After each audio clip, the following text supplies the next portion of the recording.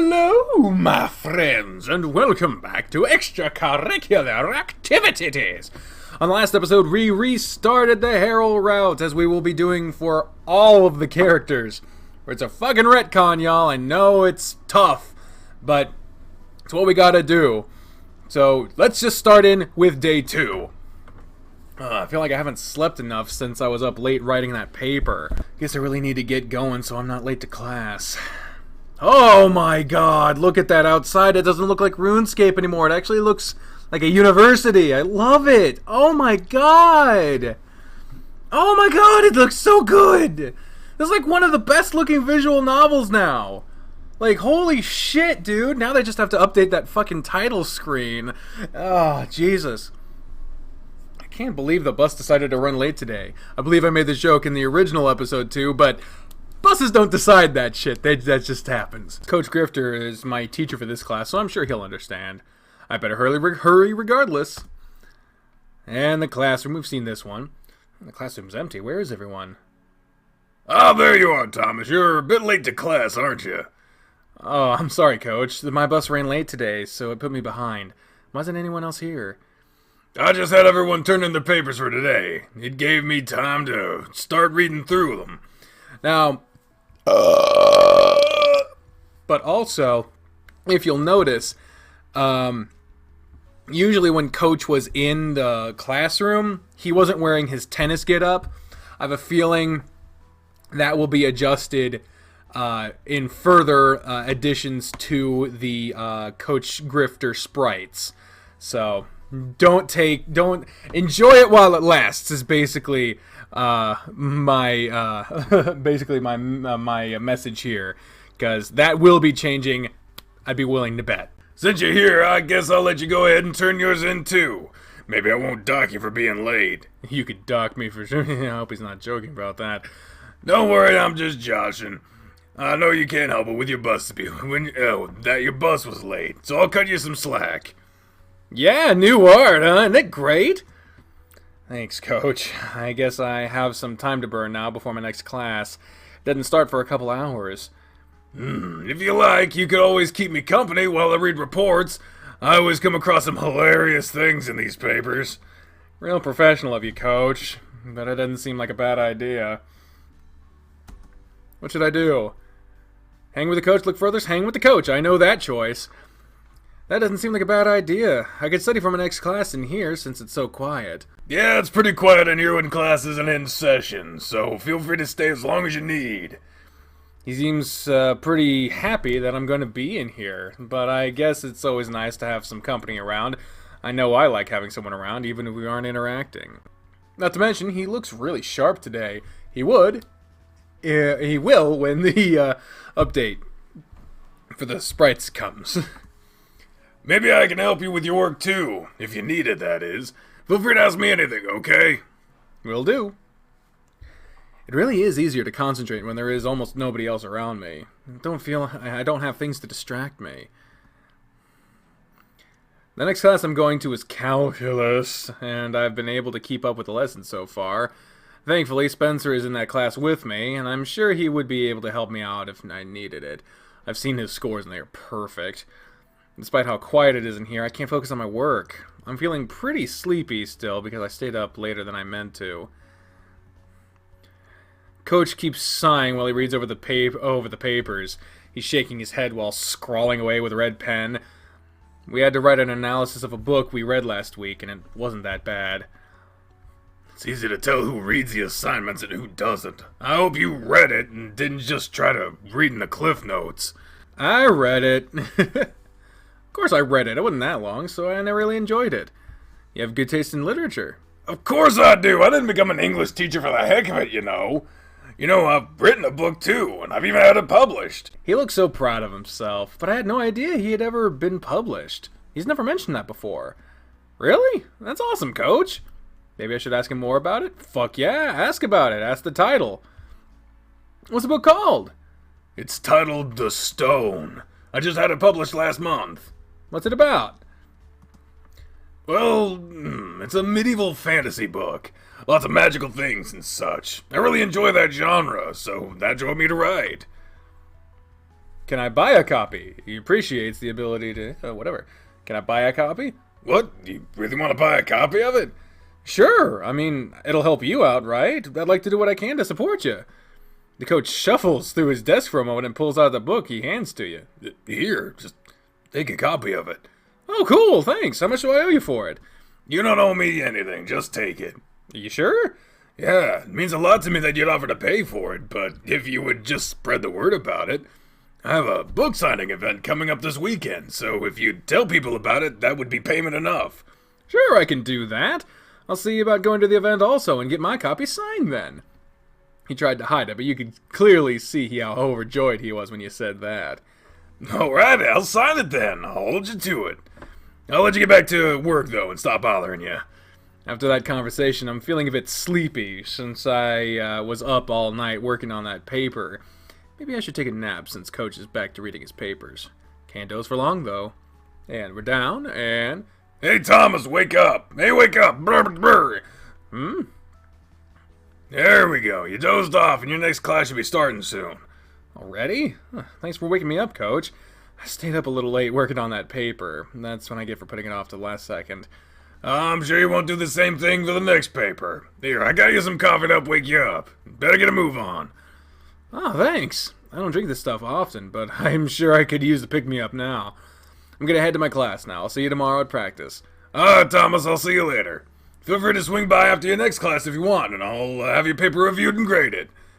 I guess I need to head off to my math class now. That's the only other class I'll have to deal with today, then I can head home. This book Coach gave me is a decent length. Maybe I'll start reading it after I get back. You arrive at your next class only to find a note on the door saying that there would be no class today due to the teacher being sick. Coach said he'd have my paper graded after I got done with class, so maybe I might as well burn some extra time before I leave the campus. It's a sunny day outside, and there's not too many people out in the courtyard. The school is pretty nice, and I'm lucky that I was able to get a scholarship to go here. Otherwise, I wouldn't even be here right now. It's year 2 for me now, and I've met some great people since I've been here. Aside from Spencer, everyone on the team I met last year when I joined the team. Spencer, though, I've been friends with for a while now, but even he doesn't know about the rough times I've been going through. I can't bear the thought of anyone knowing that I'm homeless and don't have a job. I'll be back on track soon enough, though.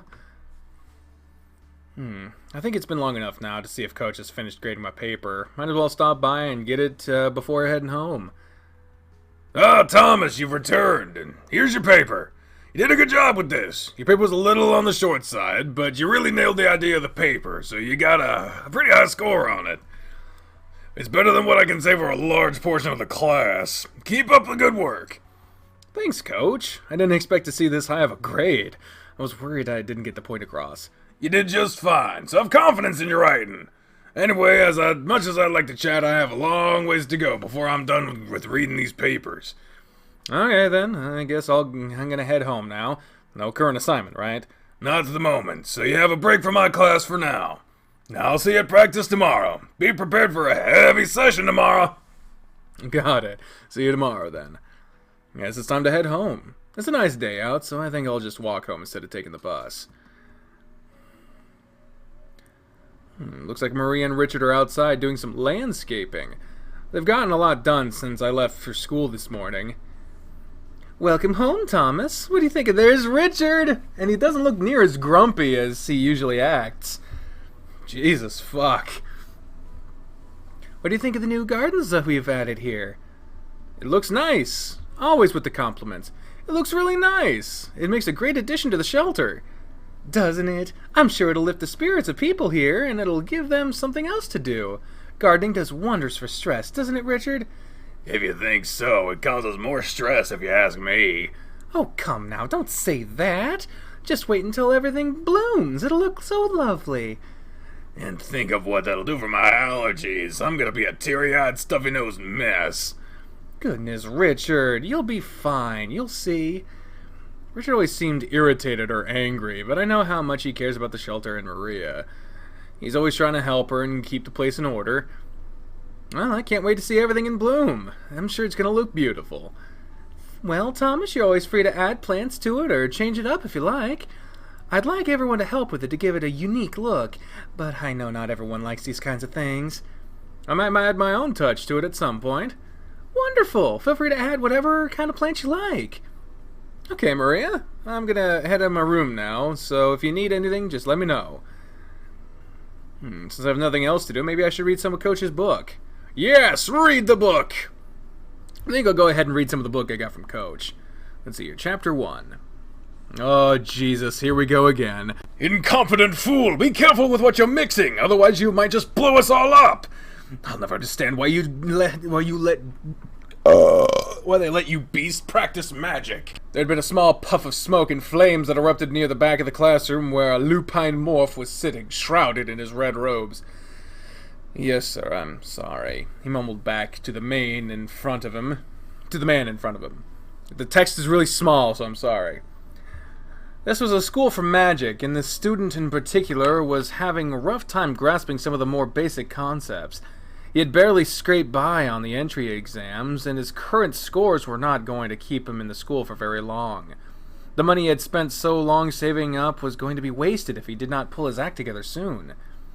Why is this so difficult for me? He muttered. Wrap your head around this stuff already, Shard. I've got nowhere to go if they kick me out of the school, so I gotta focus. Shard glanced back down at the parchment on his desk, trying to figure out what ingredient he added too much of in this bowl that caused the small blast. His nerves were getting to him, and he was losing his focus with his teacher hovering around his desk more so than any of the other students in the class.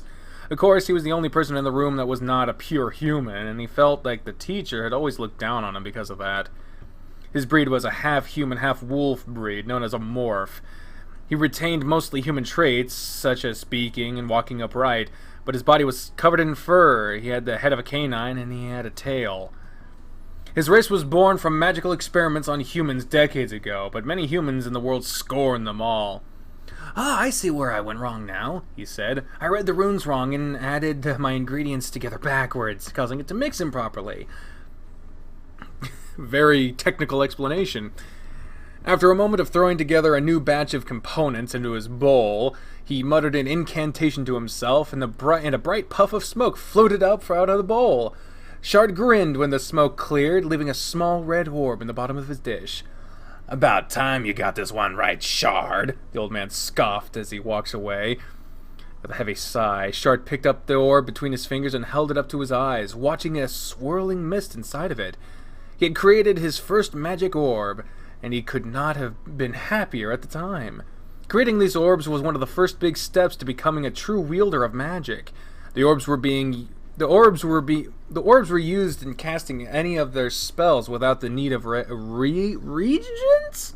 Regents? I don't know what that is. But their use was limited, so anyone interested in becoming more adept at the art of wielding magic had to first master the creation of these orbs.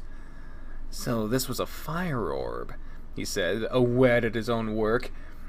I'll need a few of these guys for the next lesson, so I need to keep practicing. The canine went back to his work, creating several more of the little spheres before he realized it was time for class to end. He cleaned up his desk and pocketed the orbs he had already made when the teacher said, "Class is dismissed for the day. Be sure to study what we covered in class today and to bring quills and parchment to class tomorrow, as we shall start practicing scribing the runes." With class ending, Shard decided it was best if he went back to his room to study more in hopes that he could get ahead in the lessons and struggle less with his work. He lived in a small dorm building attached to the school, and he was grateful that he was the only one in his room, which could fit up to 4. It was crudely crafted of a combination of stone and wood held together by magical bonds. It was not much, but it was better than where he had been living prior to being accepted. He entered his room and tossed his robe aside before starting a fire in the fireplace. It was early winter, so his room was starting to get cool while he was away at class, but a nice fire did good at keeping him warm while he studied and gave him plenty of light to read. Grabbing his book and robe, he made himself comfortable on the floor in front of the fire and began reading about the variety of different orbs he could craft. They ranged over all types, too. He could craft an orb for almost endless types of elements, or even orbs that did special tasks, such as generate light or warmth. But there was one in particular that stood out to him. It was called the Orb of Binding. Orb of Binding, he read to himself. Binds the soul and body of another creature to your own. The creature bound to you will feel all of your pains and pleasures. Death of the caster will result in the death of the bound creature as well. The only way to break the binding is by doing so willfully at the caster's destruction of the orb. Wow, that's fucking terrifying. Huh, that one sounds neat, and I bet it would come in handy with all the creatures roaming in the world. I wonder if I could craft one of these. Let's see what it takes to do this. Shard was soon enveloped in a need to create one of these orbs. The ingredients he needed were not complicated, but the hand gestures, timing, and words were all daunting for him. I guess the best way to practice is to try something out of my league, he said, determined to succeed. The next several days resulted in him spending hours of his day trying to create the orb, ending in a loss of his stock of regions and numerous burns on his paws. He kept what he could from the classroom, but he would only be able to try a few more times before having to give up for a while. I don't understand what I'm doing wrong, he muttered. I'm mixing everything properly, and I'm moving my hands around correctly. Am I reading it wrong? He closed his eyes and sighed, speaking out loud. Whichever god is watching over me, help me out here. I'm not very good at this stuff, so a little help from you guys would be great. Are you sure you want our help? Came a deep voice. Shard spun his head around, looking around through his room for the source of the voice, but he saw nobody. He could not believe his ears. Was there actually a god speaking with him? Oh my god, my fucking throat is on fire! Of course, else I'd not be asking for it, he said. As I'm sure you can tell, I'm not very good at this magic stuff. What will I get in return for helping you? The morph shrugged. What do you want? I have nothing to offer aside from my loyalty to you, but really, I don't want to follow an evil god, so I'm sure you're not that kind. You're an interesting one. I suppose you can say I'm not evil, but I do like power. And if I can help foster power within you, perhaps you will be a worthy follower. A warm gust of air swirled around the canine where he was sitting, and he felt the heat burning momentarily in his chest. Something felt different now, but it was not something that he could explain. He looked at all the materials scattered around him and decided he would try once more to make the binding orb. As he began the process, he began noticing things that he had been doing wrong right away. All of his measurements were wrong, and he had been using either too little or too much of all of his ingredients. Even his hand motions felt more in sync than they had been in his previous attempts. He began nearing the final stages of the spell, and his heart was racing now. This was the time he was going to complete the orb, and he could feel it. The words he spoke felt different as they rolled off his tongue, almost like he was not the one speaking anymore.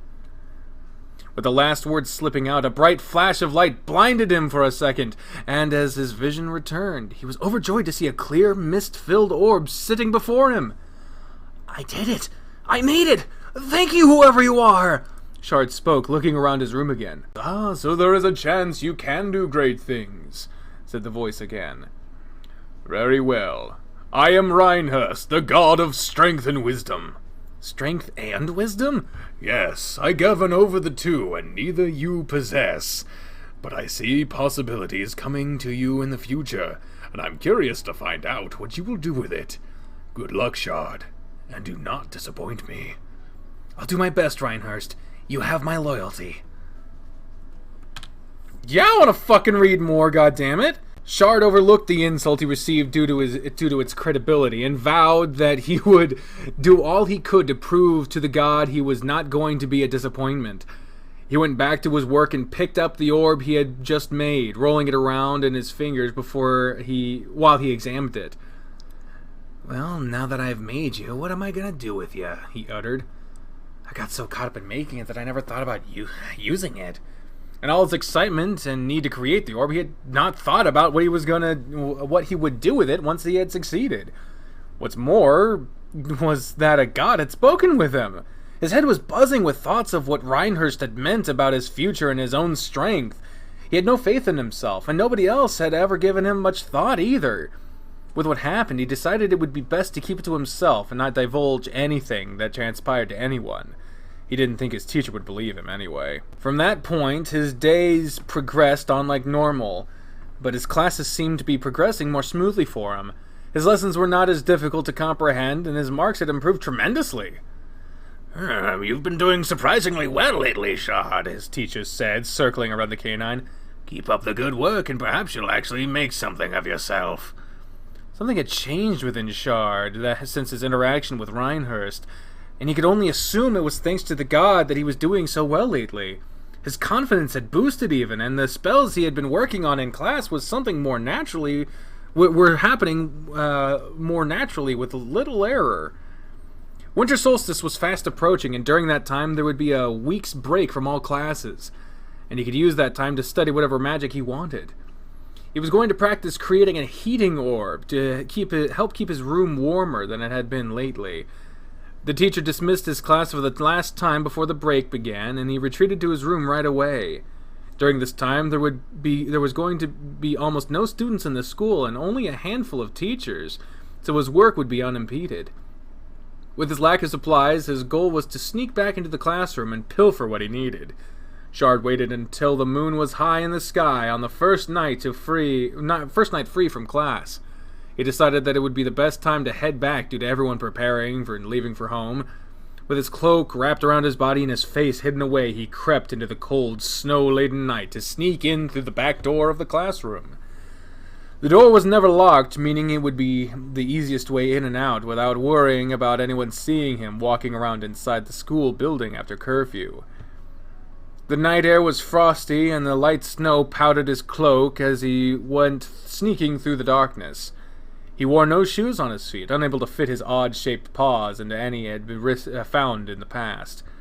He wouldn't be able to stay out in the cold for long at the risk of becoming ill, and that would put a damper on his plans for the holiday.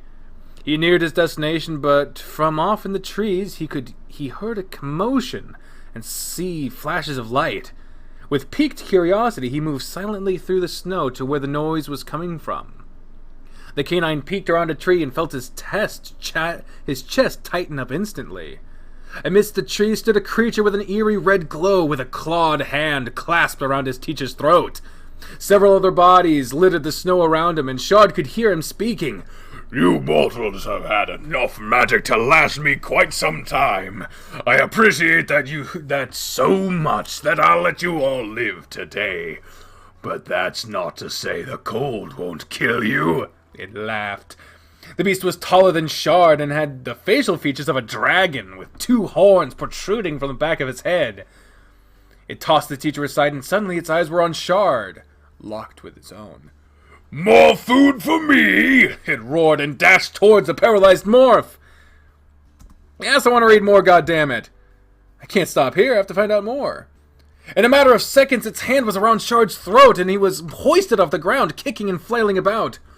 What's this? One of those abominations created by the humans from so long ago. I don't see your kind too often, let alone at a school for magic. Can't believe they'd let a beast like you study here. Oh, well, you'll be a treat for me, it said, grinning. Shard gasped, feeling his strength being sapped slowly from his body. Shard, you need to use your stone now, came a voice in his head. Press it to the demon and say, allocate ye sucha fjord to mech. Without question, he reached into his robe pocket, grabbing his binding orb and thrust it against the beast's chest, barking at the spell, which I just fucking abolished and said. Abolished. More like abomination, I don't know. What's that supposed to do? The creature sneered. A bright light began emanating from under Shard's paw, startling the demon holding him and causing him to drop Shard. The canine fell to his hands and knees, gasping for air as he was unable to lift himself up after having his strength sapped from his body. He glanced up to see the orb hovering in the air, glowing brighter and brighter. From the orb, Shard could see two faint streams waving. One led to the demon and the other led to himself. It worked. The beast stomped towards him and picked him up again, only this time by the collar of his robe, speaking. What did you do? Silence. What did you do? It shouted again, slamming Shard into a tree. As soon as he did that, he stumbled backwards and released the dazed morph. Why did I feel so much pain just now? It grumbled, staring Shard in the eyes. Tell me, you beast, what have you done? You're bound to me now. Shard spoke, reaching out to grab the orb. This orb binds your soul to mine. The demon stalked closer, asking, What do you mean by that? Anything that happens to me, you'll feel the pain that I feel. Shard continued. With a roar, the demon lunged at Shard and wrenched the orb from his paws, shouting, "Then I'll break this marble and kill you after I'm done!" You can't! Shard yelled back. If the orb is shattered by anyone other than myself, you'll die! If you kill me, you'll die! If you try to run from me, you'll die! You are bound to me! Shard was feeling power surging inside of him now, and he was no longer intimidated by the creature before him. He stood, facing his adversary with a steely gaze. This creature was his now, and there was nothing that could be done about it. "No, this can't be!" It spoke, stumbling and dropping into the snow. How did a creature like you? This cannot be! I've slain countless powerful wizards and warlocks over the centuries I've lived, yet you, something with such little power! The glow that lit up in its reddish body faded away into the snow-covered darkness, giving Shard almost no vision of anything. What is left for me? It asked. It had been defeated. It no longer felt any sense of purpose. Shard had completely broken its spirit, and the demon knew that there was nothing else it could do at the time, other than to submit to the him. Shard was taken aback by the sudden change in mood, not expecting it to give in so easily after seeing what it had done to his teacher. His teacher? My teacher! He exclaimed, turning back to where the bodies were left. He ran over to where they were, checking his teacher first. He didn't much care for the man due to how he had treated the morph, but at the same time, he was the one teaching Shard everything he could about magic. Yes, fucking read more, goddammit. Mr. Walter, can you hear me? He asked, checking to see if the man was still breathing. Upon hearing a faint breath, he sighed. He's still alive for now. I wonder if the others are too. There were 3 other unconscious people scattered throughout the area, but the cold was becoming fierce, already having chilled Shard to his core. Whatever you are, help me move them to the school building so they don't die out here in the cold, Shard said, looking towards the beast. I'm a demon from deep within the Drashevek crevice, it said, but again with malice in his voice. And you expect me to help you? I could kill them all right now, and you couldn't do anything about it. I could kill you, Shard replied, easily. Then move them yourself. I'm not going to help you. The snow began to whip around violently, stinging the canine's snout as the cold pelted his face. He could feel something approaching, but he noticed the demon felt it also. It was something immensely powerful. The 2 were instantly blinded by a bright flash of light, causing Shard to yelp with surprise and fall back into a tree. When his vision cleared again, before him stood an elderly man draped in a gray robe, with a pointed wizard's hat sitting on his head that showed he was an exceptional wizard. Shard recognized the man right away as the dean of the school. Dean Arctivex? Arctivex. Ah, Shard, I thought I felt you here. Seems we've had a bit of a problem tonight. The man spoke. Yes, sir, we have. The demon here, he was caught off, and the man raised his hand and said, We can speak about it once we are inside. For now... Arctivex looked around at the bodies strewn about and began to mumble something under his breath, and while he did, he began making gestures with his hands. The world around him was all sucked away for a moment, leaving them all suspended in a temporary darkness. Like the same light that blinded him before. He was left without sight once again when his surroundings flashed back to him, only now he was feeling warmth all around. When he could see again, he was no longer outside, but he was in the school infirmary along with the people that were out in the snow and the demon. There were several nurses already bustling about, moving people to beds as if the dean had alerted them all to be prepared already. They didn't even bat an eye at the demonic creature that had been summoned in with everyone else. In the new light, Shard could finally get a better look over at the demon. His crimson scaling shimmered from the flames light dancing across him, and Shard noted that the beast had a thick stature about him, leaving him to wonder if the wings on his back were strong enough to carry him.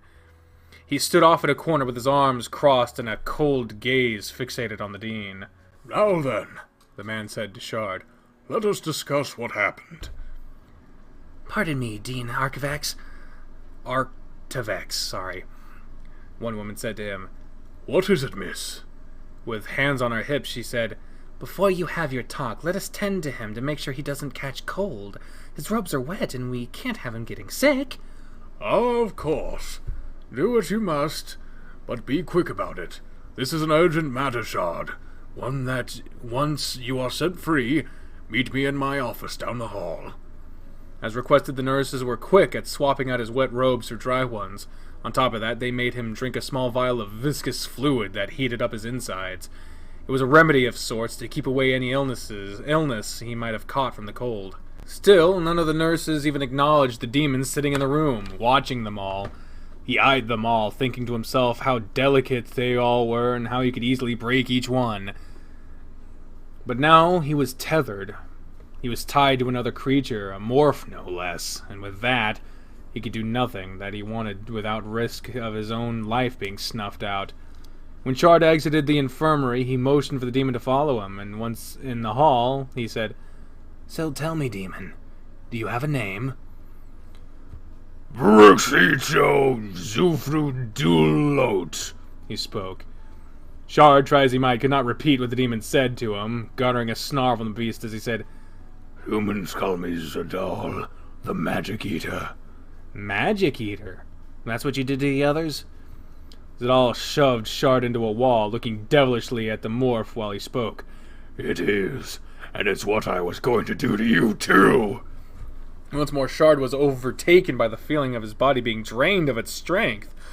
But Zazzle pushed himself away after only a moment, a hint of disgust on his face. Shard clutched at his chest, breathing deeply. The demon would still hurt him, even if it meant causing harm to himself in the process. He was having second thoughts about keeping the monster around if he had no type of control over it. Zazzle could do whatever he pleased, and Shard could do nothing to prevent it. But now, he added, I can't do anything to you without it affecting me. The door leading to the dean's office was open for the two to enter, and it creaked shut behind them. The room was full of magical items, and Zazzle could feel the magic coursing through each one. It began to drive his hunger for the magic to the edge, but the old man sitting behind the gnarled desk had both his eyes fixated on him. More energy flowed through the dean's body than any of the items in the room. That was enough to keep the demon from trying anything that could get him killed. So, tell me what happened. The dean spoke when Shard got close to the desk. Well, Shard started, his attention everywhere but the dean. I was outside near the school building, and that's when I heard something from the trees. When I went over to see what was going on, I saw this demon with his hands around my teacher's throat. What were you doing there at this time of night? I was going to the classroom to get some spell components so I could practice during our break. I see. The dean replied. What happens next? What happened next?